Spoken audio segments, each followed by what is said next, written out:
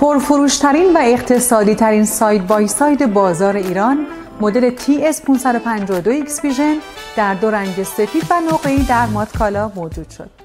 با 3 سال ضمانت معتبر مادیران و 5 سال ضمانت تعویض موتور.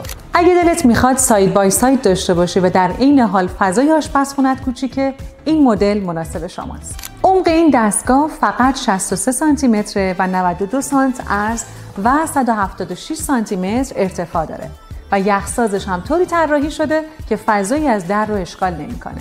یخساز این دستگاه نیمه اتوماته و باید به صورت دستی پر بشه، اما همین مخزن نیمه اتومات باعث میشه که قیمت این دستگاه بسیار مناسب باشه.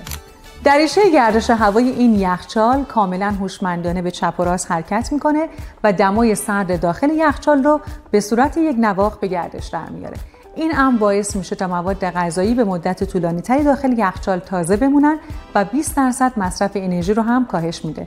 به همین علت رده انرژی این دستگاه گرید A هست. فناوری نفراست به کار رفته در این یخچال هم باعث جلوگیری از یخزدگی در فریزر میشه.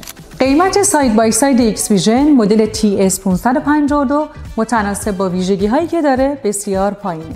پس همین الان با خیال راحت و با کمترین قیمت از سایت مادکالا سفارش بدید. تمامی محصولات مادکالا اگر در حالت پرومپ اولیه باشن تا 10 روز ضمانت بازگشت وحش دارن. اگر قصد خرید اقساطی این محصول رو دارید، همین الان به شماره واتساپ 0901 100 23 23 پیام بدید.